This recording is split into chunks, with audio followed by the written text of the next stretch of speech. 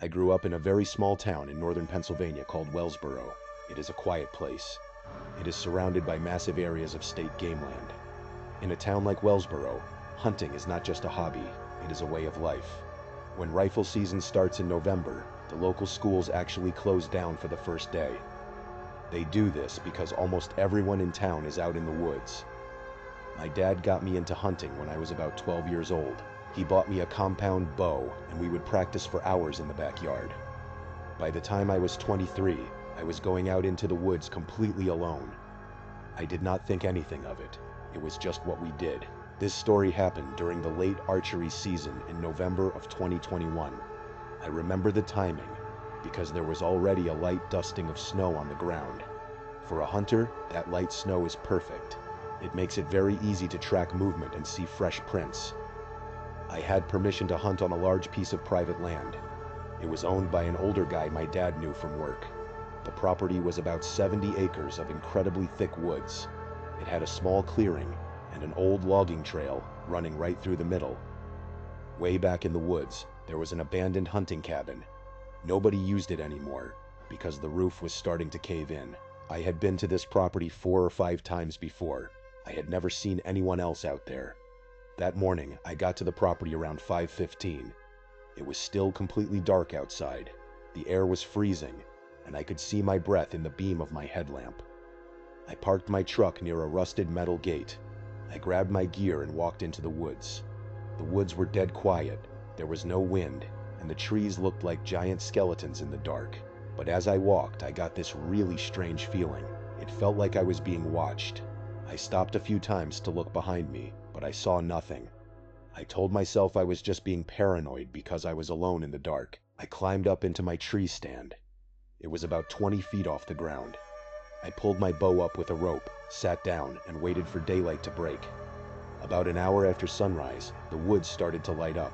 That was when I noticed something that immediately bothered me. About 60 yards away, there was another tree stand. It was a cheap metal ladder stand. I knew this property very well, and I was certain that stand had not been there the previous weekend.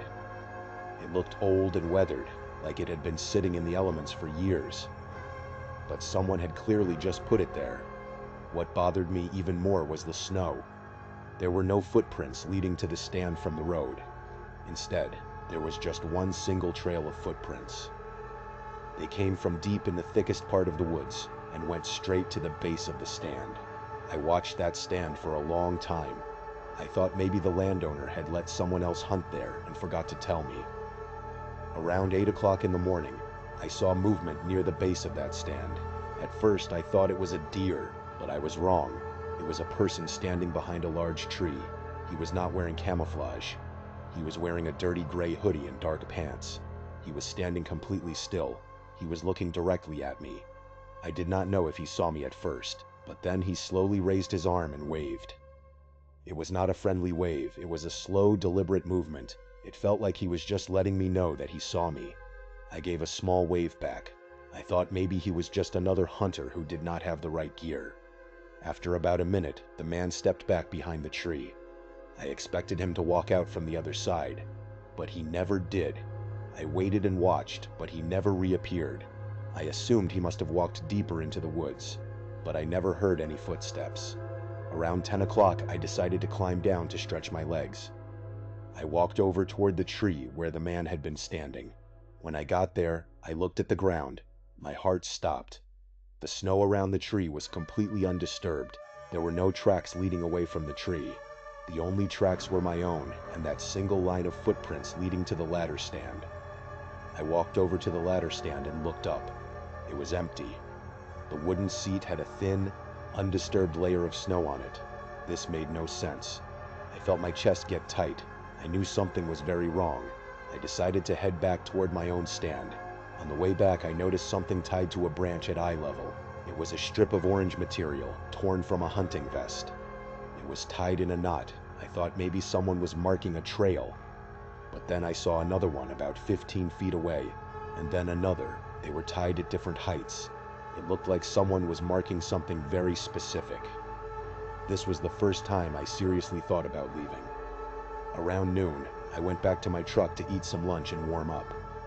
Nothing happened while I was at the truck, but I could not shake the feeling that I was being watched from the tree line. I almost left, but I convinced myself I was just overthinking things. I went back into the woods around 2 o'clock to sit until dark. That was a huge mistake. About an hour before sunset, I heard slow footsteps behind my stand. They were too heavy and spaced out to be an animal. I turned around, expecting to see another hunter. Instead, about 30 yards away, I saw the same guy in the gray hoodie. He was much closer this time. I could see his face clearly. His beard was patchy and dirty. His skin looked incredibly pale, like he had not been outside in weeks. But the worst part was his smile. He was barely showing his teeth in a creepy, silent grin.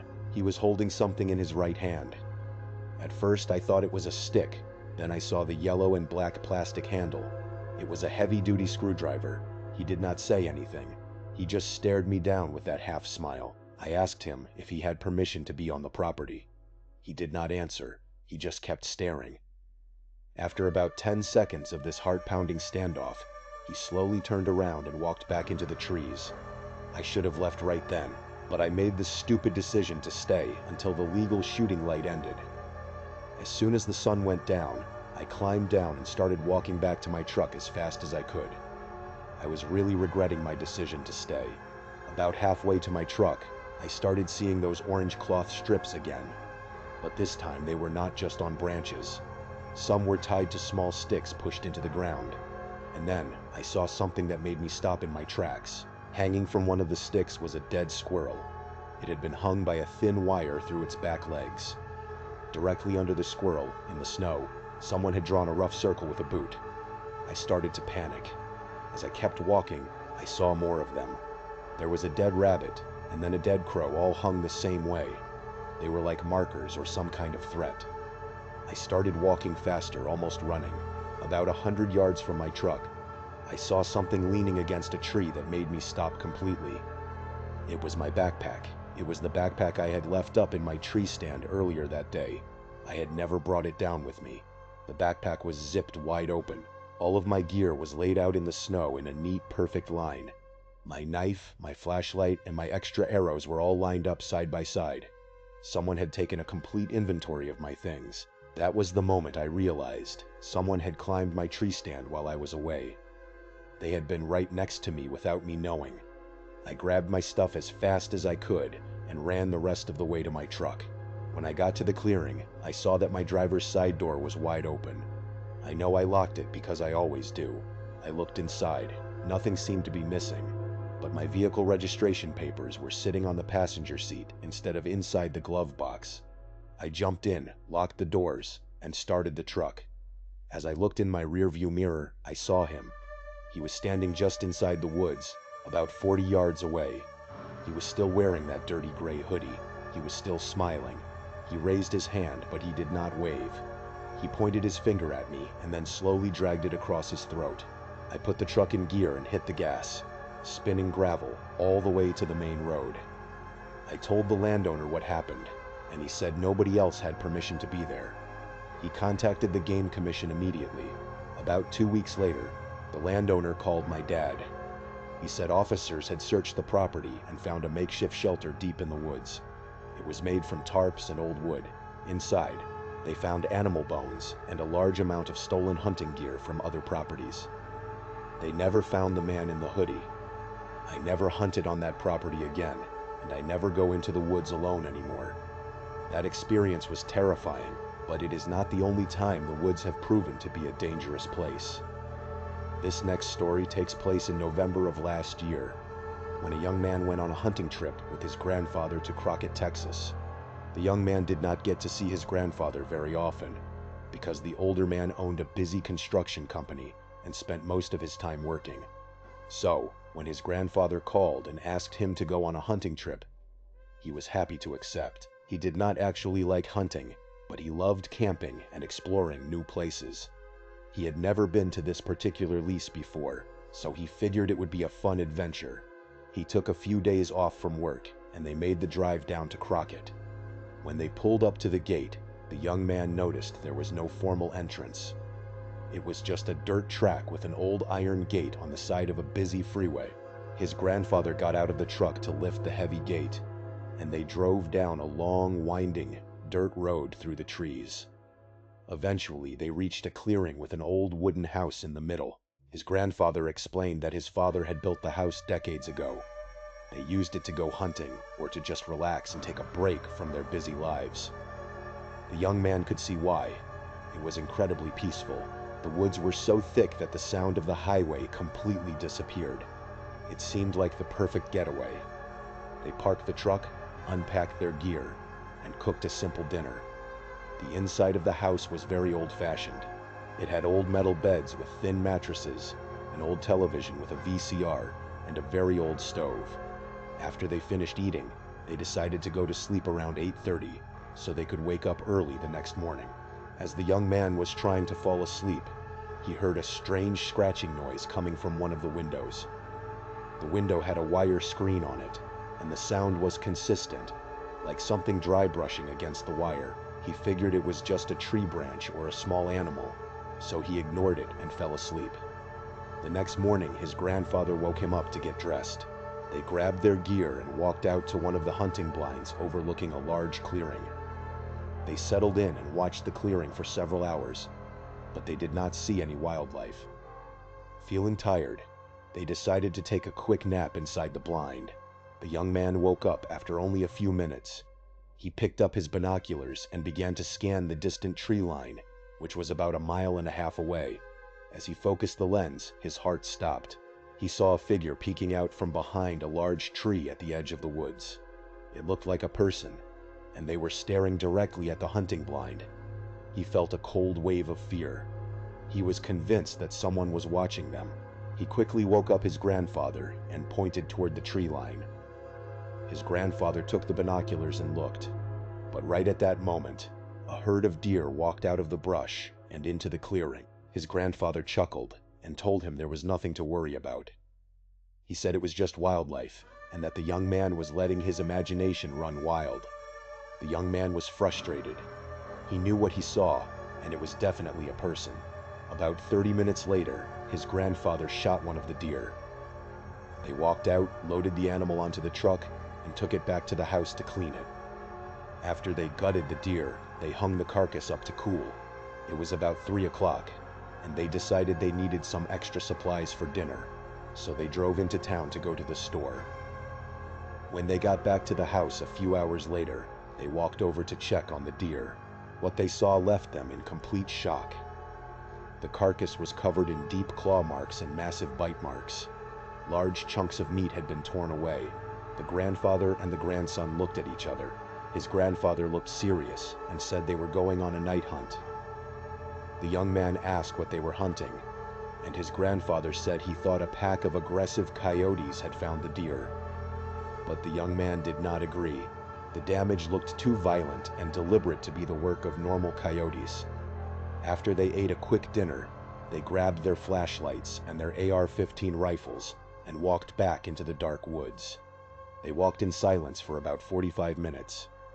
As they approached the thick tree line, the young man saw a movement. He shined his light and saw the same figure from earlier, peeking out from behind a tree, watching them. As soon as the figure realized it had been spotted, it quickly hid in the shadows. The young man was terrified. He did not want to scream and alert the stalker, so he gave a soft whistle to get his grandfather's attention and pointed toward the tree. His grandfather whispered for him to stay put and watch his back. Then, the grandfather raised his rifle and walked into the dark woods. The young man stood there in the freezing night, waiting. After about 10 minutes, a loud gunshot echoed through the trees. The young man ran into the woods toward the sound. He found his grandfather standing over a dead coyote next to a mutilated deer carcass. He felt a wave of relief seeing his grandfather was okay. His grandfather explained that the coyote had surprised him and looked like it was about to attack, so he had to shoot it. As they stood there, they suddenly heard a loud rustling sound in the bushes nearby. Before they could move, a sound tore through the quiet forest that made their blood run cold. It was a loud, horrifying scream. It did not sound human, and it did not sound like any animal they recognized. It was a mixture of a mechanical screech and a wild roar. Without saying a word, they turned and sprinted back toward the house as fast as they could. As they ran, they could hear heavy, rapid footsteps crashing through the brush behind them, accompanied by deep, ragged breathing. It felt like they would never make it back. They burst out of the woods, ran up the porch steps, and slammed the heavy door shut, locking every lock. They backed away from the entrance, raising their rifles. For several minutes, they heard strange screeching sounds and heavy breathing right outside the door. Whatever was out there was circling the house. Suddenly, it grew frustrated and began to violently slam its body against the front door, making the wood creak. The grandfather, tired of being terrified, stepped forward and fired 2 rounds directly through the wooden door. The shots were incredibly loud. A second later, a horrific screech echoed from the porch, followed by the sound of heavy footsteps running back into the dark woods. They waited until their breathing slowed down, and then the young man called the police. When the deputy arrived an hour later, he was skeptical of their story, but when they showed him the bullet holes in the door, the deep claw marks on the deer, and the strange tracks in the dirt, the deputy looked very unsettled. He did not know what to think. They packed up their gear and left the property that night. They never returned to that family lease, and they never found out what was hiding in those Texas woods.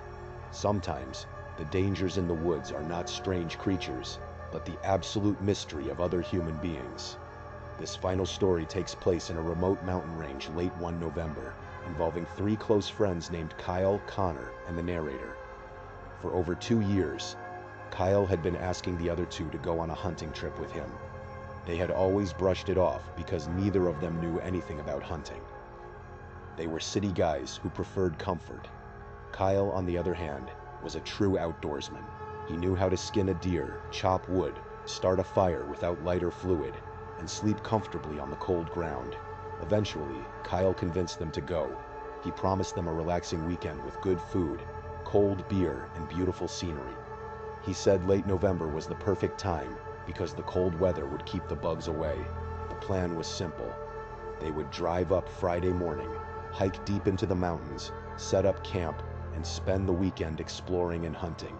Connor agreed because he loved the idea of having a wild story to tell, and the narrator agreed because he did not want to be left out. They loaded up the truck before sunrise on Friday and drove into the mountains.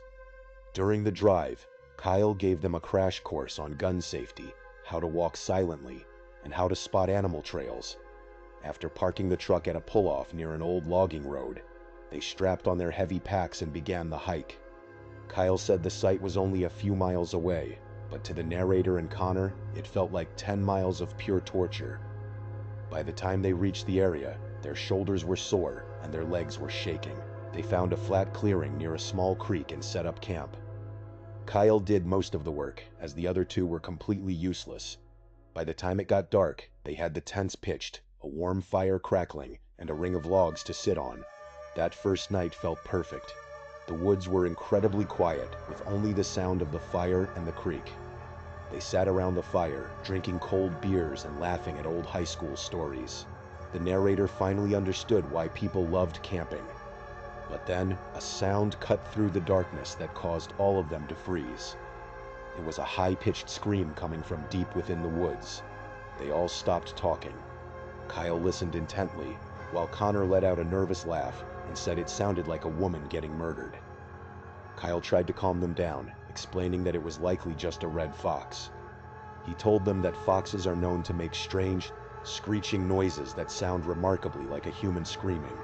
The narrator wanted to believe the fox theory, but deep down, he knew that sound did not belong to any animal.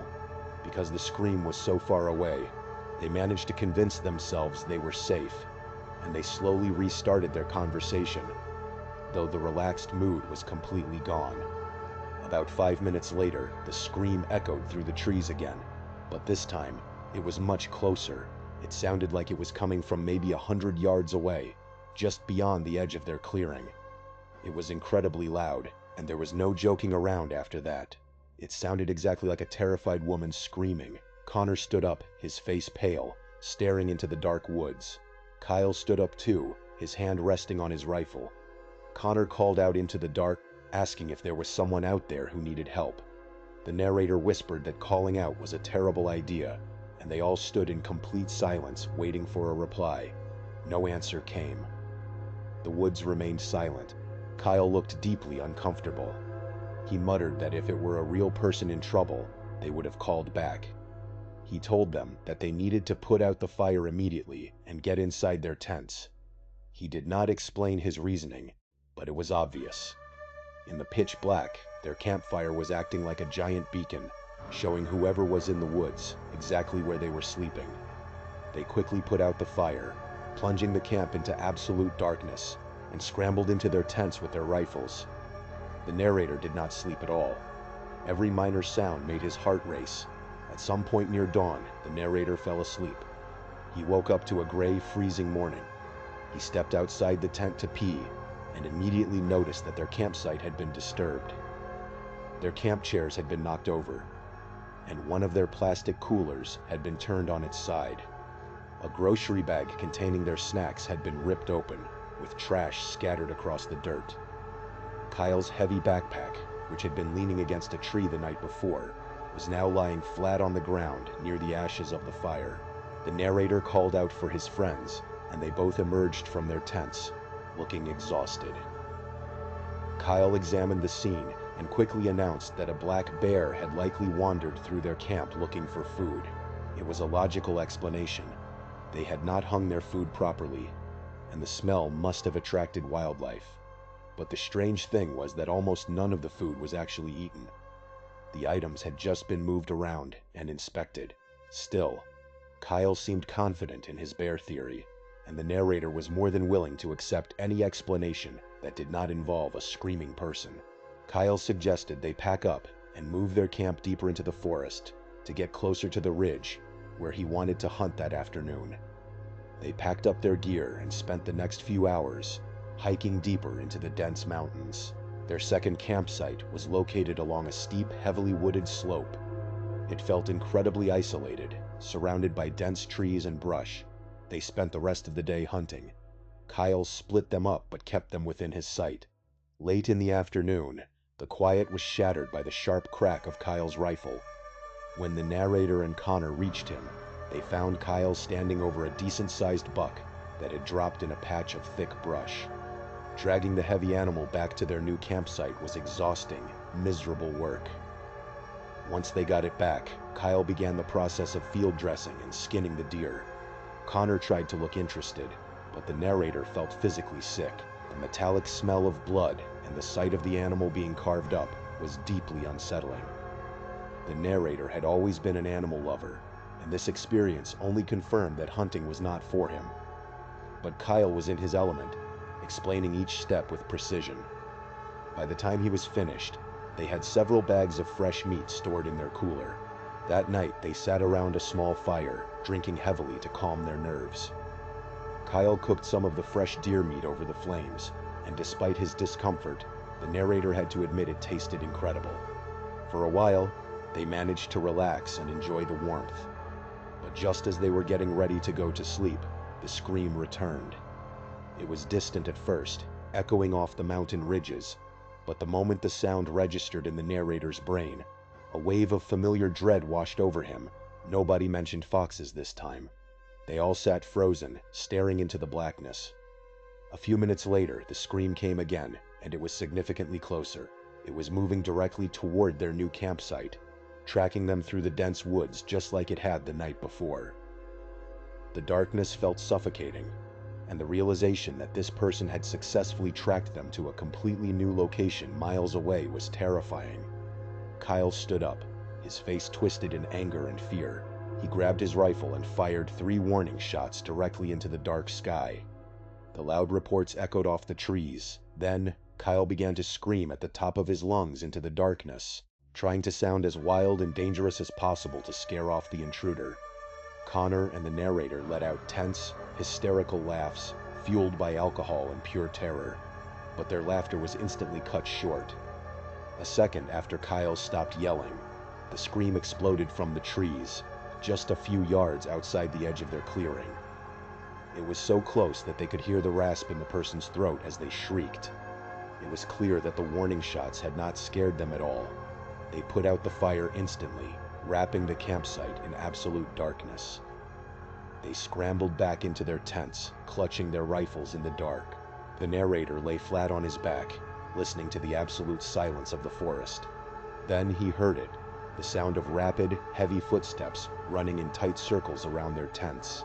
Something heavy brushed against the side of the narrator's tent, making a long, scratching sound against the thin fabric, as if someone were dragging a fingernail or a stick along the wall as they ran past. The narrator squeezed his eyes shut and held his breath, terrified that any sound would invite the intruder inside. Then the footsteps stopped. The silence that followed was heavy and terrifying. After what felt like an eternity, a scream of pure rage exploded right in the very center of their campsite, just inches away from the tents. It was so loud and mechanical that it did not even sound human anymore. Inside his tent, Connor let out a terrified yell. The narrator screamed too, unable to control his fear. Suddenly, a deafening blast shook the camp as Kyle fired his rifle directly through the roof of his own tent into the air. The muzzle flash briefly illuminated the clearing, and immediately after the blast, they heard the sound of heavy footsteps crashing wildly through the brush, retreating rapidly down the steep slope of the mountain. They lay in their tents for several minutes, paralyzed with fear. Finally, Kyle called out, asking if everyone was okay. Connor and the narrator both answered, their voices trembling in the dark. Kyle told them that they were not staying in separate tents anymore. They quickly crawled out of their tents and crammed into Kyle's larger tent, sitting shoulder to shoulder with their flashlights and rifles pointed toward the zippered entrance. They did not sleep for the rest of the night. When the sun finally rose, the campsite looked mostly normal. A few items had been knocked over, but nothing was missing. They did not even bother to make breakfast. They packed up their gear in record time and began the long hike back to the truck. As they got closer to the vehicle and the safety of the main road, some of their fear began to dissipate, replaced by that strange, nervous laughter. Connor began to joke about Kyle's wild screaming and shooting, and they even managed to smile about it. They debated whether they should drive to the local sheriff's office to report what had happened. In the end, they decided against it. Kyle pointed out that if it had been a real person in need of rescue, they would have responded to their calls. Connor argued that it was likely just some local lunatic who enjoyed terrorizing campers. But when the narrator returned to his home that night, he found no peace. He fell into a deep sleep, only to be jolted awake in the middle of the night by a horrific nightmare. In the dream, he was back in the dark, freezing woods, completely alone. Standing between the distant pine trees was a young woman, her clothes torn and covered in blood. She was looking directly at his face, screaming in agony, begging him to save her. But in the dream, the narrator was completely paralyzed, unable to move a single muscle to help her. He sat up in his bed, drenched in cold sweat, his heart hammering against his ribs. He thought about those 2 terrifying nights in the mountains, and a dark, heavy feeling of guilt settled deep in his stomach. He still tries to convince himself that they did the right thing by hiding. He tells himself that a real victim would have called out for help, instead of screaming and terrorizing their camp. But in the quiet hours of the night, all 3 of us still wonder what was truly out there in those dark mountains, and whether they had turned their backs on someone who desperately needed their help, or if they had narrowly escaped something far more sinister. These cases remind us that the wilderness is vast, unpredictable, and sometimes harbors secrets that we are not meant to uncover. Whether it is a stalker in the snows of Pennsylvania, an unknown predator in the brush of East Texas, or a phantom voice echoing in the Appalachian peaks, the woods hold a quiet power that can turn a familiar hobby into a struggle for survival. We go into the forest seeking peace and isolation, but sometimes the absolute worst thing we can find is exactly what we were looking for. The quiet of the trees can hide a threat until it is too late, leaving us with only questions, nightmares, and the chilling realization of how small we really are when we are left alone in the dark. And so, we must look at how these 3 separate events connect to a larger, more unsettling truth about the wilderness. In every single one of these accounts, the victims initially dismissed the early warning signs. They blamed their gut feelings on paranoia. They blamed strange sights on wildlife. They convinced themselves that they were just overthinking things because they wanted to maintain their sense of control. But the problem was that the danger was already present, watching and waiting for the perfect moment to reveal itself. In Wellsboro, the hunter stayed in his tree stand, even after finding a mysterious, undocumented ladder stand with only one set of tracks. He stayed even after a strange man in a gray hoodie waved at him and disappeared without a trace. He stayed even after seeing a trail of orange markers and a man brandishing a screwdriver. This decision to stay, driven by pride and a refusal to let a stranger ruin his trip, almost cost him his life. It was only when his personal belongings were laid out in the snow, proving the intruder had breached his personal space, that the reality of the threat finally broke through his denial. Fast forward to the events in Crockett, Texas. The grandson spotted a figure watching them from 1.5 miles away, but his grandfather, an experienced outdoorsman, dismissed it as a simple trick of the light or a wild animal. They left their harvested deer hanging, only to return and find it mutilated by something with immense physical power. Even then, they went back into the woods at night, armed but largely unprepared for the sheer speed and aggression of the entity that chased them back to their home. If the grandfather had not fired those shots through the heavy wooden door, the outcome of that night could have been far more tragic. And in the Appalachian Mountains, the three friends heard a scream that sounded exactly like a woman in distress. They tried to rationalize it, blaming it on a screaming red fox. They moved their camp, hoping to escape the noise, but the stalker tracked them through miles of dense, rugged terrain. They stayed another night, which led to a terrifying confrontation where an unknown intruder ran circles around their tents, scratching the fabric before letting out a deafening shriek right in the center of their camp. The warning shots and the desperate group huddle were the only things that kept them safe until dawn. But the real horror of these stories does not end when the victims escape the woods. It lingers in the aftermath. It lives in the unanswered questions and the psychological scars left behind. The young man in Pennsylvania can no longer hunt alone, and he will never return to the woods he grew up in. The grandfather and grandson in Texas abandoned their family lease, a place that was built by their own ancestors, leaving it to rot in the brush. And the narrator of the mountain trip is still haunted by a recurring nightmare of a bloody woman, forever wondering if he made a mistake by hiding in his tent, instead of searching the dark woods for someone in need. It turns out that the thin line between safety and danger in the outdoors is incredibly fragile. When we step off the paved roads and into the dense canopy of the forest, we are entering a world where we are no longer at the top of the food chain, and where help is often hours, if not days, away. The next time you find yourself in the quiet of the woods, and you get that sudden, unmistakable feeling that eyes are on you, do not ignore it. Do not convince yourself that you are just being paranoid. Pack up your gear, walk back to your vehicle, and leave. Because the alternative is staying behind to find out exactly what is watching you from the shadows. Thank you so much for watching. Let me know what you thought of today's episode in the comments. And remember, we have a whole playlist of true crime episodes ready for you to binge right now. Until next time, see ya.